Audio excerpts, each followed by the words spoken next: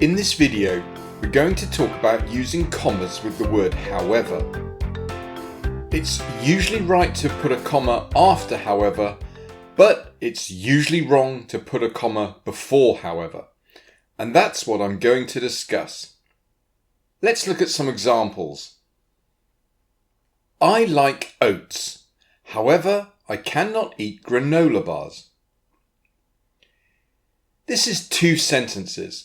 Notice the first sentence ends with a full stop or a period if you're American, and the word however starts with a capital letter. This is the most common way to use the word however. Most of your howevers should look like this.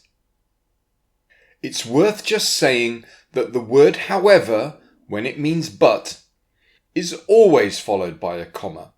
And we're not going to talk about that again. Here is another correct option. I like oats, semicolon, and then the word however with a lowercase h. This is also correct. This is the option you use when you want to smooth the transition between your two sentences. But don't use this too often. It gets annoying when you see it all the time. Reserve this for when you want a really smooth transition. Usually the word however doesn't warrant such a smooth transition, but this is still a grammatically correct option. Here is another correct option. At the moment this looks like the top example, but it is possible to move the word however further down the sentence.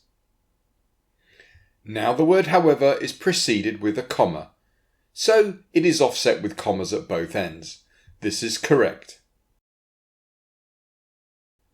Now let's look at a wrong example. I like oats, however, I cannot eat granola bars. This is wrong. This is a really common mistake, which is made by even competent writers. You cannot put a comma at the end of a sentence and write another sentence. That is a type of error called a run-on error, specifically a comma fault, which is a type of run-on error. I'm quickly going to explain why this is wrong. And in order to understand why it's wrong, we need to cover a grammar point. We need to talk about conjunctive adverbs. Here are some examples. However, consequently, therefore, as a result, subsequently, alternatively, in addition. So here is our teacher. A conjunctive adverb provides a transition to the previous sentence. Look at this example. I understand you, however, I don't agree with you. The word however is a conjunctive adverb, and it provides a transition to the previous sentence. It links the ideas in the two sentences. Here is another example. He makes me laugh, therefore he can stay. Therefore is a conjunctive adverb. It provides a transition to the previous sentence. Notice your options for the end punctuation of your first sentence. You can use a full stop, a period, or you can use a semicolon. You cannot use a comma.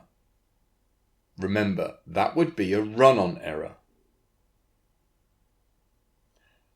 I'd just like to reiterate that these are the rules for when the word however means but, which it usually does. But don't forget, however can also have another meaning. It can also mean to whatever extent. So I like oats, however much I try, I cannot eat granola bars. So remember, it can also mean to whatever extent, but usually it doesn't. Usually it means but. So the key point of this lesson is when your however means but, if it's at the start of a sentence, you cannot precede it with a comma. That's everything. Thanks for watching.